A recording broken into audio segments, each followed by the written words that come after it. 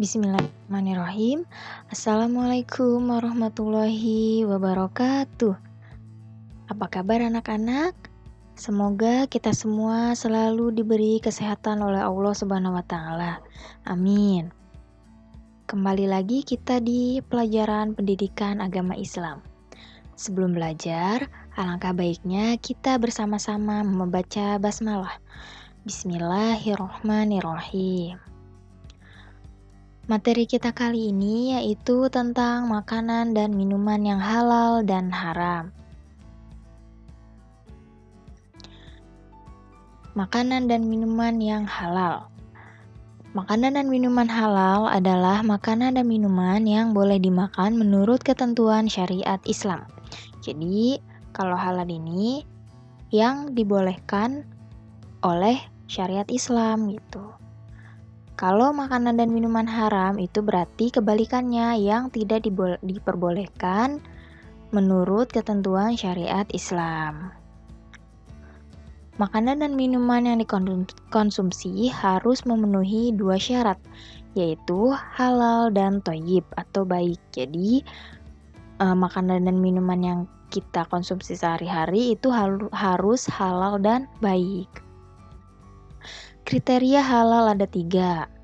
Yang pertama, halal zatnya, bahan dari makanan atau minuman tersebut. Kemudian halal proses pengolahannya. Nah, proses pembuatannya atau proses pengolahannya ini juga menggunakan bahan-bahan dan cara-cara yang halal. Kemudian halal cara mendapatkannya. Nah, cara mendapatkannya itu juga harus halal, misalkan dengan cara membeli. Tidak boleh didapatkan dengan cara mencuri ya. Selanjutnya, jenis-jenis makanan yang halal. Jadi makanan halal ini apa saja? Yang pertama, makanan yang disebut halal oleh Allah Subhanahu wa taala dan Rasul-Nya. Jadi makanan yang sudah disebutkan halal oleh Allah dan Rasul-Nya itu sudah pasti halal gitu ya. Ada dalam hadis Nabi, al-halalu ma ahallallahu fi kitabihi wal haramu ma haramallahu fi kitabihi wa ma sakata anhu fahuwa mimma afalakum. Apa yang dihalalkan oleh Allah dalam kitabnya adalah halal, dan apa yang diharamkan Allah di dalam kitabnya adalah haram. Dan apa yang didiamkan atau tidak diterangkan, maka barang itu termasuk yang dimaafkan ya. Jadi sudah jelas kalau kata Allah halal ya halal gitu ya. Jadi makanan yang halal itu yang sudah disebutkan halal oleh Allah dan Rasul. Kemudian makanan yang tidak kotor dan tidak menjijikkan ya.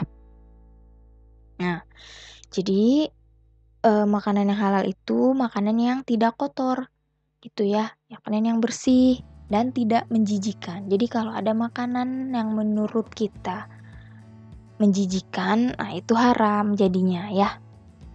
Kemudian makanan yang tidak mendatangkan mudorot, tidak membahayakan kesehatan tubuh, tidak merusak akal serta tidak merusak moral dan akidah ya. Itu baru halal. Tapi kalau misalkan makanannya bikin kita sakit, nah itu jadi haram gitu ya. Kemudian yang kedua, jenis-jenis minuman yang halal. Tadi kan jenis makanan yang halal ya, sekarang jenis-jenis minuman yang halal. Tidak memabukkan ya. Jadi minuman itu tidak boleh memabukkan. Kalau memabukkan berarti haram. Tidak mendatangkan mudorot bagi manusia, baik dari segi kesehatan badan, akal, jiwa maupun akidah ya. Jadi tidak bikin sakit ke kita gitu. Kemudian tidak najis ya. Jadi kalau ada minuman yang bercampur dengan najis itu jadi haram. Didapatkan dengan cara yang halal ya. Jadi didapatkannya harus dengan cara yang halal. Tidak boleh dengan cara yang haram seperti mencuri, merampok, nah itu nggak boleh. Selanjutnya, jenis-jenis makanan yang haram. Tadi kan jenis makanan halal ya, sekarang jenis-jenis makanan haram. semua makanan yang langsung dinyatakan haram dalam surat Al-Maidah ayat 3 ya. Di sini dalam surat Al-Maidah ayat 3 ini disebutkan macam-macam makanan haram. Yang pertama ada bangkai. Semua jenis, enggak semua sih ya. Bangkai itu haram. Ada bangkai yang halal, yaitu bangkai ikan dan belalang. Jadi kalau kita nemu ikan terus udah mati gitu ya, selama itu belum bau, itu kan berarti kan dia kan udah mati, udah jadi bangkai ya. Itu halal. Belalang juga sama ya. Tapi selain ikan dan belalang, kalau semua hewan yang udah jadi bangkai itu haram. Nah, makanan yang haram yang kedua yaitu darah. Semua darah itu haram ya. Mau bentuknya seperti apapun itu haram.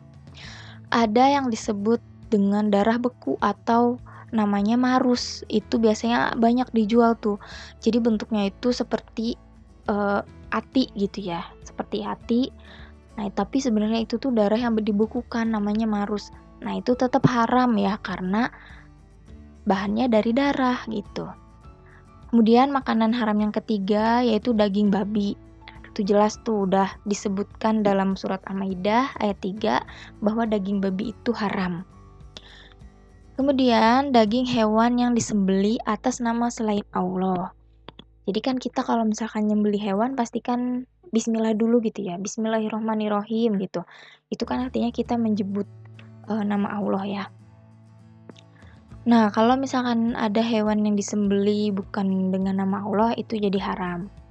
Kemudian hewan yang mati tercekik, dipukul, terjatuh, ditanduk hewan lain, diterkam binatang buas sampai mati, dan tidak sempat kita sembelih dulu, itu jadi haram. Misalkan ada ayam ketabrak gitu ya, ketabrak motor. Terus gak sempat kita sembelih, dia keburu mati gitu. Nah, itu jadi haram. Tapi kalau misalkan habis ketabrak, terus dia masih sakaratul maut gitu ya, belum mati, terus langsung kita sembelih, itu masih halal gitu ya. Kemudian hewan yang makanan haram yang keenam di surat Al-Maidah ayat 3 yaitu hewan yang disembelih untuk berhala. Jadi kayak buat persembahan untuk berhala gitu ya. Nah, itu haram ya. Kemudian makanan haram yang kedua yaitu semua jenis makanan yang mendatangkan mudorot atau bahaya terhadap kesehatan badan, jiwa, akal, moral dan akidah. Jadi pokoknya yang menyebabkan mudorot untuk kita itu haram. Kemudian semua jenis makanan yang kotor dan menjijikan ya. Kalau makanannya kotor terus menjijikan itu haram. Kemudian makanan yang didapatkan dengan cara batil ya. Jadi cara mendapatkannya itu salah, tidak halal gitu, batil. Nah, seperti mencuri gitu, itu nggak boleh. Jadi makanannya haram ya. Selanjutnya, jenis-jenis minuman yang haram. Yang pertama, minuman yang memabukkan atau khamr. Jadi semua minuman yang memabukkan itu haram ya. Kemudian, minuman yang berasal dari benda najis atau benda yang terkena najis ya. Jadi misalkan minum, kan ada misalkan minumannya tuh dicampur dengan darah gitu. Darah kan tadi yang nggak boleh ya. Nah, itu jadi haram gitu. Atau minumannya itu kejatuhan benda najis ya, itu jadi haram gitu. Kemudian minuman yang didapatkan dengan cara batil atau tidak halal ya, sama seperti tadi. Jadi cara mendapatkannya juga harus halal.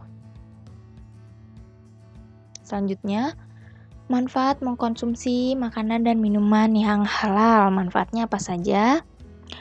Mendapat ridho Allah ya. Jadi Allah itu pasti ridho kepada orang yang memakan makanan dan minuman yang halal. Kemudian memiliki akhlakul karimah ya. Terus terjaga kesehatannya karena yang dikonsumsi yang baik-baik, jadi kesehatannya terjaga. Kemudian selanjutnya akibat buruk dari makanan dan minuman yang haram. amal ibadahnya tidak akan diterima. Jadi kalau beribadah tidak akan diterima dan doanya tidak akan dikabulkan oleh Allah. Selanjutnya, makanan dan minuman haram bisa merusak jiwa, terutama khamr. Nah, jadi merusak jiwa, jadi kesehatan jiwanya, kesehatan mentalnya itu rusak, terganggu gitu ya, jadi sakitnya. Kemudian dapat mengganggu kesehatan tubuh. Selain kesehatan jiwanya, kesehatan raganya pun itu bisa terganggu gitu ya. Kemudian menghalangi mengingat Allah Subhanahu wa taala gitu. Jadi jarang mengingat Allah gitu. Selanjutnya ada macam-macam binatang yang halal dan yang haram. Ya. Kita bahas binatang yang halal dulu. Pertama ada binatang ternak ya. Contohnya misalkan unta, sapi, kerbau, kambing, biri-biri, atau binatang yang lainnya. Pokoknya binatang ternak itu halal ya. Kemudian kuda.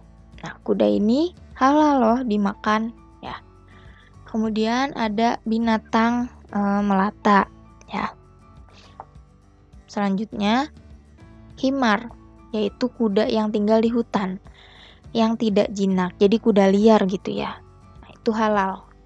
Kemudian ayam ya, atau jenis unggas lah ya. Nah, itu halal. Kemudian binatang buruan dengan menggunakan anjing yang terlatih kemudian disembelih. Jadi kita misalkan ada orang memburu binatang terus disembelih, nah itu halal. Kemudian kelinci. Nah, kelinci juga halal untuk dimakan. Kemudian belalang. Ya. Belalang itu kan masuknya kayak serangga ya. Nah, belalang juga halal. Kalau mungkin sekarang udah jarang ya orang masak belalang, tapi kalau orang zaman dulu itu belalang tuh dimasak terus dimakan gitu. Nah, itu halal ya. Selanjutnya bangkai ikan dan belalang ya. Seperti yang tadi Ibu jelaskan, bangkai yang halal itu ikan dan belalang. Seperti hadis Nabi yang artinya dihalalkan untuk kita 2 bangkai dan 2 darah. Adapun bangkai itu ialah ikan dan belalang dan 2 darah itu ialah hati dan limpa ya. Jadi ikan dan belalang ini halal.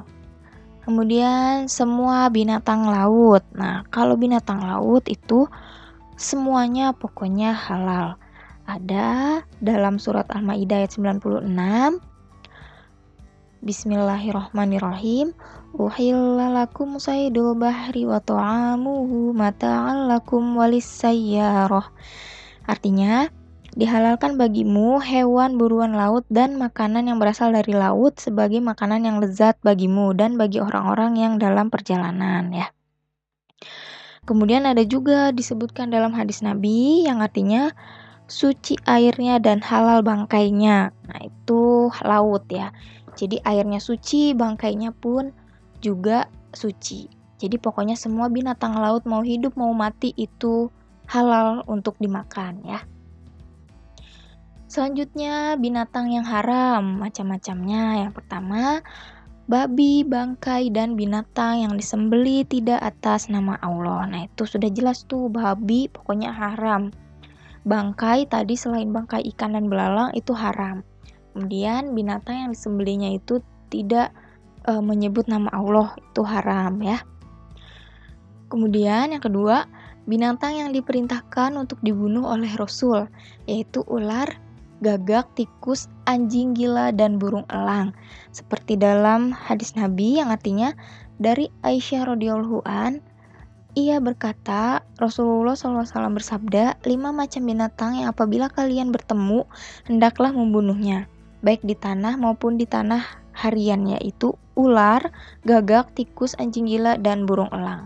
Jadi kalau misalkan kita ketemu binatang yang 5 ini, kita disunahkan untuk membunuh. Dan 5 binatang ini tuh haram untuk kita makan ya.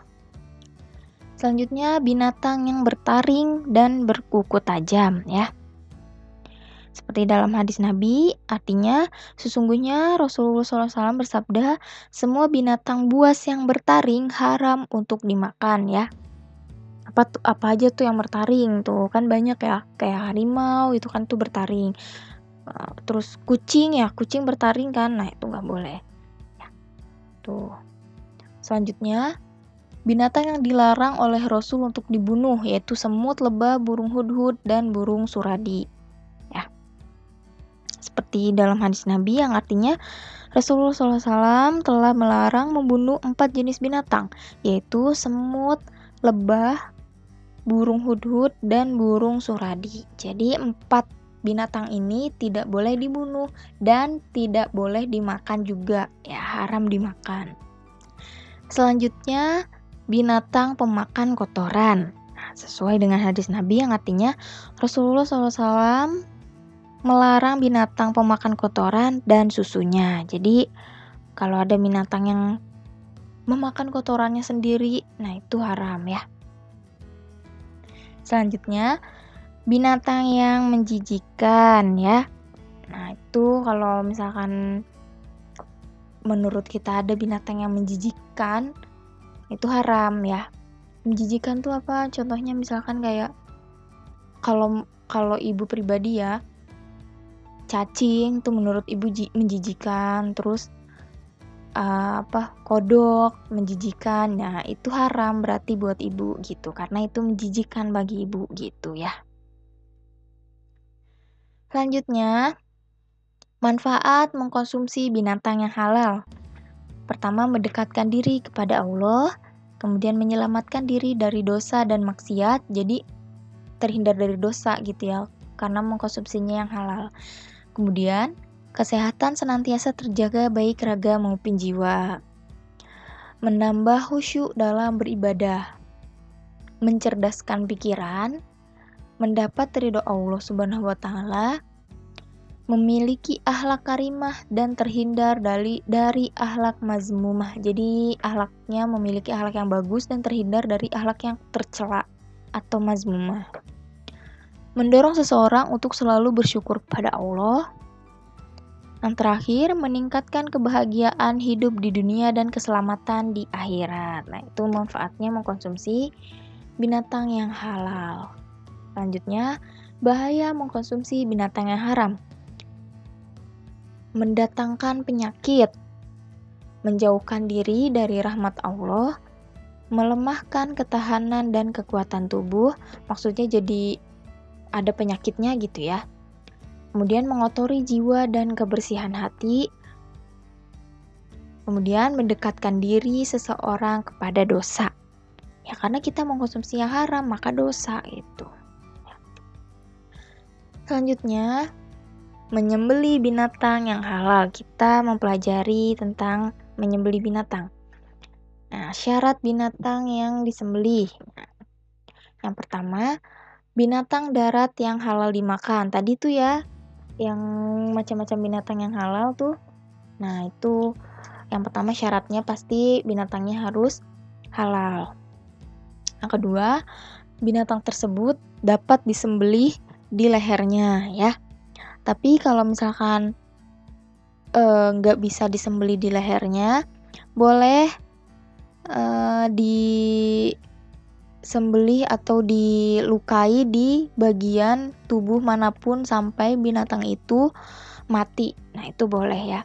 Misalkan ada binatang masuk perangkap gitu ya ke dalam lubang. Pastikan misalkan lubangnya tuh kecil, jadi pas dia jatuh palanya di bawah, sedangkan susah kan kita mau nyembelih lehernya. Nah, itu boleh tuh bagian mana aja pokoknya yang dilukai sampai binatang itu mati gitu. Kemudian sebelum disembelih binatang itu masih hidup ya, jadi nggak boleh udah mati terus kita sembelih, nggak boleh gitu karena statusnya udah menjadi bangkai ya. Kemudian sunah-sunah menyembelih. Yang pertama, menajamkan alat penyembelih. Jadi pisaunya itu harus tajam ya, biar tidak menyiksa binatang gitu ya. Kalau misalkan tumpul kan jadi susah gitu ya. Kemudian menghadap ke kiblat. Memutuskan kedua urat yang ada di kiri dan kanan leher mengikuti tenggorokan ya. Jadi di leher itu kan ada 2 urat kiri dan kanan. Nah, itu dua-duanya disunahkan putus gitu. Kemudian disembelih di pangkal lehernya untuk binatang yang lehernya panjang. Nah, itu harus dipangkal lehernya gitu ya. Jangan di tengah-tengah lehernya gitu ya. Kemudian digulingkan ke sebelah rusuknya yang kiri. Selanjutnya, yang menyembelih itu seorang laki-laki balik dan berakal. Jadi harus laki-laki yang sudah dewasa, yang sudah balik gitu dan berakal. Tapi kalau misalkan di daerah itu tidak ada laki-laki, nah itu boleh perempuan yang menyembelih gitu. Kemudian membaca nama Allah ketika menyembelih, yaitu basmalah, lalu diteruskan membaca sholawat kepada Nabi ya. Habis membaca bismillah, diteruskan dengan bersolawat kepada Nabi. Nah, itu sunnah ya. Oke, cukup sekian materi kita kali ini. Semoga kalian paham apa yang Ibu jelaskan. Ibu mohon maaf apabila ada kata-kata Ibu yang salah.